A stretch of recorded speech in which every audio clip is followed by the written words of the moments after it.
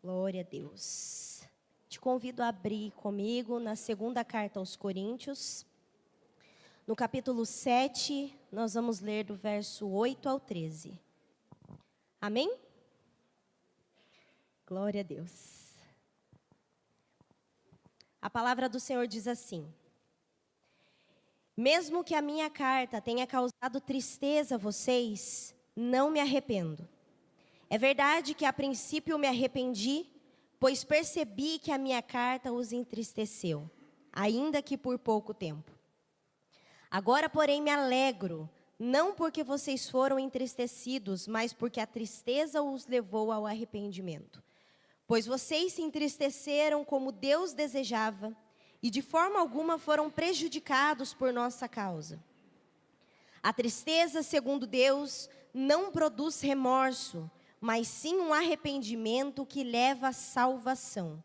E a tristeza, segundo o mundo, produz morte. Vejam o que esta tristeza, segundo Deus, produziu em vocês. Que dedicação, que desculpas, que indignação, que temor, que saudade, que preocupação, que desejo de ver a justiça feita. Em tudo vocês se mostraram inocentes a esse respeito. Assim, se escrevi, não foi por causa daquele que cometeu o erro, nem daquele que foi prejudicado, mas para que diante de Deus vocês pudessem ver por vocês mesmos como são dedicados a nós. Por isso tudo, fomos revigorados. Glória a Deus. Vamos reforçar aqui o versículo 10. A tristeza, segundo Deus, não produz remorso, mas sim um arrependimento que leva à salvação. E a tristeza, segundo o mundo, produz morte. Para nós falarmos desse texto, é importante a gente entender um pouquinho do contexto em que essa cidade, Coríntios, perdoa aí, gente, ela se encontra. Corinto era um centro, um lugar onde tinha muita cultura, um polo religioso. Ali tinham muitos altares pagãos. E o apóstolo Paulo, ele vai até lá na sua segunda viagem missionária, e ele funda a igreja em Corinto na segunda viagem missionária. Ele ficou por lá aproximadamente 18 meses, a palavra vai falar lá em Atos, no capítulo 18, e ele funda a igreja. Só que ele fica sabendo de algumas coisas que estão acontecendo por lá. Alguns problemas que a igreja está passando justamente por conta dessa influência cultural ali. Então, está tendo divisão dentro da igreja, alguns dizendo, eu sou de Apolo, eu sou de Paulo, eu sou de Pedro. E começa a se criar uma divisão dentro da igreja. É por esse motivo, dentro desse contexto, que Paulo vai escrever a primeira carta aos Coríntios. Então, ele escreve a primeira carta aos Coríntios para dar um puxão de orelha no povo ali, né? Para ensiná-los, para trazer ali um ensinamento, um puxão de orelha, uma advertência a respeito de várias coisas. Além dessas coisas que eu citei, também alguns outros questionamentos que o próprio povo tinha enviado para ele. E por que nós precisamos entender esse contexto? Porque agora Paulo vem e escreve a segunda carta. E aqui no verso 7, nós vemos Paulo elogiando, contente, alegre por conta deles. Porque algo aconteceu. É aqui, nesse contexto, ele fica sabendo, através de Tito, que algumas pessoas que faziam parte dessa igreja estavam se arrependendo dos seus pecados. Então, ele se alegra. Pode parecer loucura? Você vai falar assim, então quer dizer que Paulo se alegra porque eles estavam tristes? Ué, afinal, Jesus não nos ensina que nós devemos nos alegrar com aqueles que se alegram e nos entristecer com aqueles que se entristecem? Ele estava alegre porque eles estavam entristecidos? Na verdade, não. Ele não se alegra por conta da tristeza, mas ele se alegra pelo fruto da tristeza, que é o arrependimento. E fica mais fácil da gente entender quando a gente se atenta que ele faz uma distinção da tristeza. Ou seja, não existe só um tipo de tristeza. Existem 2 tipos de tristeza aqui. Ele vai citar a tristeza segundo o mundo e a tristeza segundo Deus. E ele diz que a tristeza segundo o mundo leva ao remorso, que leva à morte. E o que é, então, essa tristeza segundo o mundo? Nós não somos daqui, amém?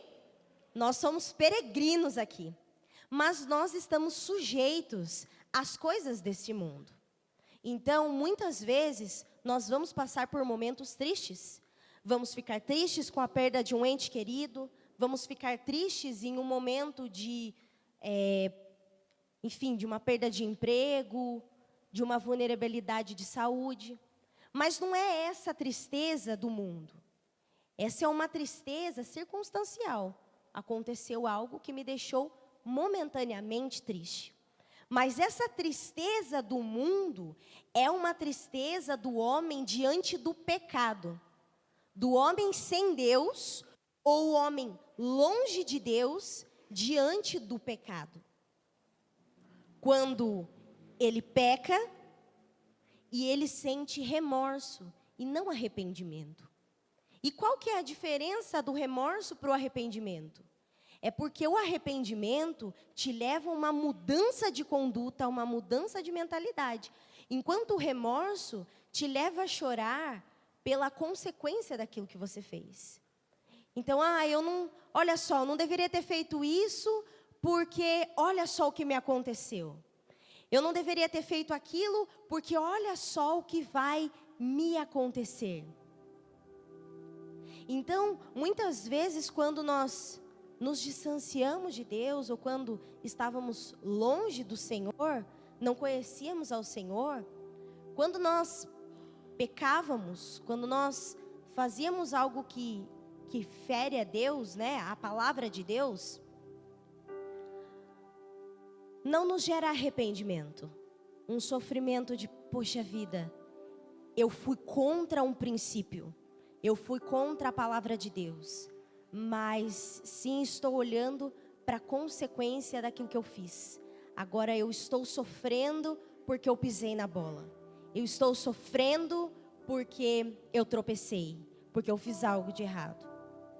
Então esta é a tristeza segundo o mundo.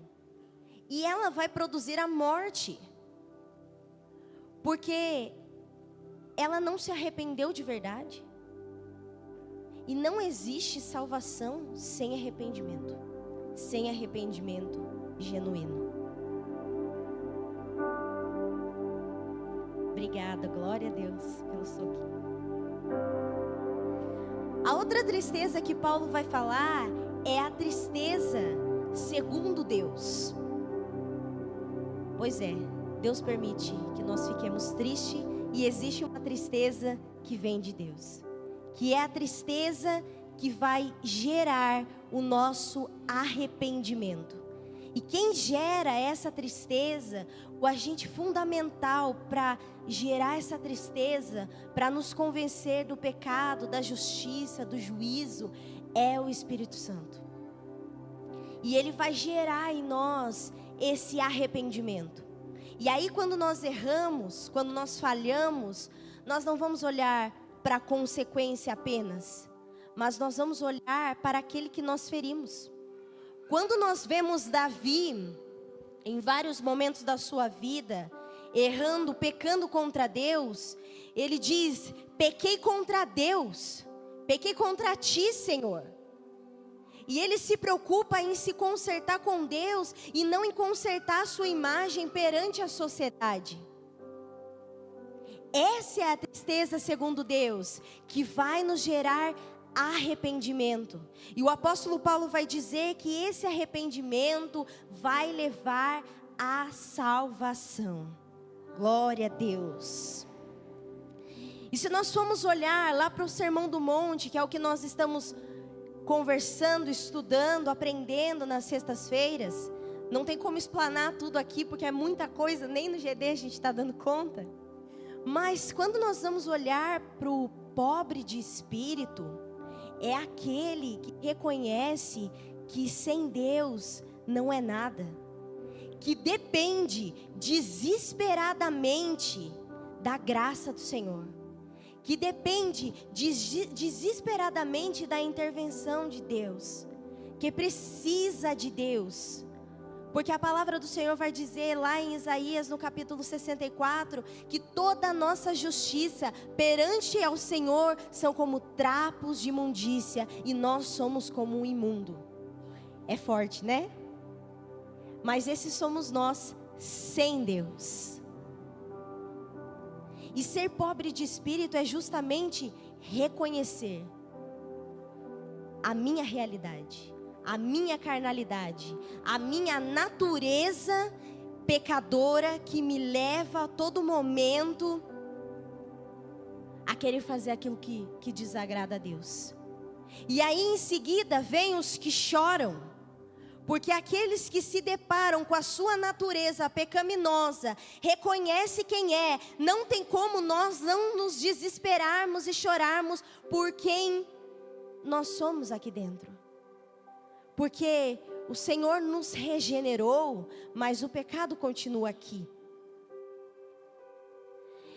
E eu não sei vocês, mas a cada dia que passa, a cada momento diante do Senhor, nós enxergamos uma lista imensa, enorme, de coisas que nós precisamos melhorar. Eu já comentei aqui que há um tempo atrás, o meu discipulador, numa conversa comigo, ele não fez assim, tá? Olha, eu vou listar para você.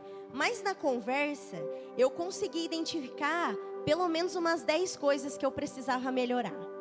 Só no meu casamento. É desafiador, mas é muito bom. E louvado seja Deus pelas pessoas que nos falam a verdade. Louvado seja Deus pelo amigo que nos afia. Louvado seja Deus por aqueles que têm coragem de falar o que a gente não quer ouvir, mas o que a gente precisa ouvir. Assim como Paulo fez aqui. Eu garanto que esse povo, lá na primeira carta, não estava a fim de ouvir o que eles ouviram. Não estavam a fim de ouvir. Mas eles ouviram, e o ouvir trouxe resultado. O pastor Claudemir compartilhou algo na Santa Ceia que eu achei sensacional. E ele falou assim que no hebraico não existe a palavra obedecer. Existe ouvir, né? Ouve, ó Israel. Porque o ouvir já significa obediência. Por isso que Jesus diz, aquele que tem ouvido para ouvir, que ouça. Então, quando nós paramos para ouvir, como filhos de Deus, nós paramos para obedecer também. Mas essa lista, irmãos, de coisas para melhorar, só vai aumentar. Se nós tivermos relacionamento com o Espírito Santo e com a palavra de Deus, só vai aumentar. Poxa vida, parece que eu melhoro num negócio, amanhã aparece outro aqui, que eu ainda não melhorei, que eu ainda não me libertei, que eu ainda... É verdade. E assim vai até o último dia das nossas vidas aqui nessa terra.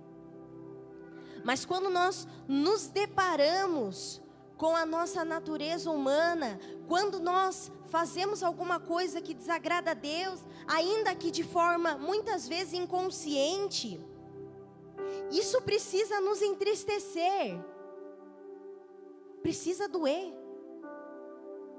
O pastor Felipe disse isso uma vez, a Mari também disse recentemente, precisa doer. Porque nós estamos vivendo uma vida com o Salvador, com a presença do Espírito Santo. E se Ele está em nós, a cada dia Ele vai revelando a nós, de fato, quem nós somos. E quem nós somos criados para ser. Então Ele vai nos revelando, ó, tá vendo isso aqui, ó? Isso aqui não faz parte de você. Colocaram em você, mentiram para você, mas isso aqui não faz parte de você. O que eu tenho para você, a forma como eu te formei, a forma que eu te criei, é isso aqui. Mas a mudança, ela gera dor, porque nós estamos acostumados a ser como nós somos. Afinal de contas, nós não queremos decepcionar as pessoas. Afinal de contas, nós não queremos que as pessoas virem a cara para nós. Afinal de contas, nós queremos agradar todo mundo. E às vezes a forma como nós estamos agindo está agradando, mas Deus fala assim: epa, vem para cá. Isso aqui não é para você. Isso aqui não é legal, isso aqui não combina para você. Então é essa tristeza, segundo Deus, que vai gerar um arrependimento genuíno. E dito isso, você pode me perguntar: tá bom, mas o tema do mês é alegria e você só falou de tristeza. Mas é porque a tristeza, segundo Deus, que leva ao arrependimento, vai levar à salvação, e a salvação leva à alegria genuína. E é essa alegria que deve estar em nós. É esta alegria verdadeira que deve estar dentro do nosso coração, que deve nos mover. Não é uma alegria baseada em circunstâncias. O que já foi falado aqui durante várias pregações desse mês. Mas é esse arrependimento que vai gerar alegria verdadeira. Porque não é uma alegria circunstancial. Em Tiago, no capítulo 4, no verso 9, ele vai dizer que o vosso riso se transforma em lamento e a vossa alegria em tristeza. Parece contraditório, mas não é. Que a palavra de Deus não se contradiz. Porque existe uma satisfação e um prazer muitas vezes em pecar. Senão ninguém pecaria. Senão ninguém faria nada. Mas essa alegria entre muitas aspas, não é verdadeira. É uma mentira. Porque nos gera satisfação, prazer naquele momento, mas que dali a pouco vai gerar tristeza de novo. Porque é um vazio dentro de nós, que só aquilo que vem do Espírito pode nos satisfazer. E a alegria é uma qualidade do fruto do Espírito. Só ela pode nos satisfazer. Aliás, só o Espírito Santo pode gerar em nós a verdadeira alegria. Então, quando aquela pessoa que está ali se alegrando diante das coisas que ela está fazendo, e ela se depara com a palavra de Deus, tem um encontro com a palavra de Deus, o Espírito Santo vai levar e vai gerar essa tristeza. E você pode me dizer: talvez eu esteja me sentindo assim, mas eu tenho um monte de tempo de igreja. Mas irmãos, se nós não mantermos o nosso relacionamento com o Espírito Santo aceso, se nós não mantermos a chama acesa, nós vamos perdendo o temor. E eu falo isso porque eu já passei por isso. Eu me desviei dentro da igreja. Eu ia para a igreja, eu até pedia perdão, mas era da boca para fora, porque era um remorso, eu sabia das consequências. E quando eu saía da igreja, nada mudava na minha vida. Continuava a mesma coisa. Vir à igreja é fundamental, mas nós precisamos nos avaliar, porque não é suficiente. Nós precisamos manter a chama acesa, porque fatalmente pode acontecer com a gente. Estamos suscetíveis, a palavra do Senhor diz: aquele que está em pé, cuidado para que não caia. Então nós precisamos alimentar essa chama. Então, aquele que está ali, alegre momentaneamente, entre muitas aspas, ele se depara com o Senhor, os olhos são abertos, e agora esse riso vai se transformar em lamento, em choro. Mas não se preocupa, porque esse é um choro bom, essa é uma boa tristeza. Porque é a tristeza que vai te aproximar de Deus, é a tristeza que vai quebrar os nossos corações, é a tristeza que vai nos abrir a mente, nos abrir os olhos e nos aproximar de novo de Deus. E isso serve para todos nós, porque a gente precisa se avaliar todo dia, olhar para nós e dar aquele chacoalhão assim: acorda, levanta, se posiciona. Nós precisamos fazer essa avaliação. Sem arrependimento, não existe alegria. Pode ser que vai existir a alegria momentânea. Até uma pessoa que não conhece a Deus, como o pastor Sérgio mesmo comentou aqui, quando se torna avô, quando se torna avó, se alegra, fica feliz, porque é uma alegria circunstancial. Mas foi falado aqui várias vezes, e se nada disso acontecesse? O pastor Tiago esses dias invadiu o meu GD, e aí ele e o pastor Felipe, eles fazem assim, né, gente? Eles invadem o GD da gente, aí eles trazem uma pergunta que causa um reboliço, aí eles falam: termina aí, e sai. Já aconteceu na sua sala? E aí o pastor Tiago entrou na sala e ele perguntou assim: e se a partir de hoje você não recebesse mais nada de Deus, você ainda assim seria satisfeito e feliz? Pergunta difícil, né? Porque nós estamos tão aqui, tão presos às coisas deste mundo, do que o mundo pode oferecer, tão presos, tão vivos, que impacta uma pergunta dessa. E aí eu devolvo a pergunta: Jesus Cristo está sendo suficiente? O Espírito Santo dentro de nós está sendo suficiente? Será que nós estamos chorando o suficiente por estar muitas vezes tão longe daquilo que Ele espera de nós?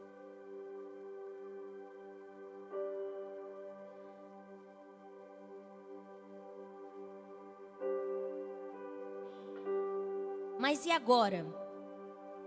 Mediante essa reflexão, e agora se eu entendo que eu não sou nada, e que eu sou totalmente dependente de Deus, eu devo então andar de cabeça baixa, com os ombros caídos, com um semblante de tristeza?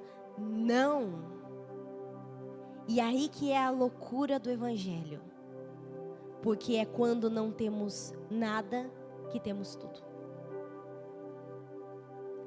O apóstolo Paulo, ele vai dizer que é na fraqueza que ele é aperfeiçoado por Deus.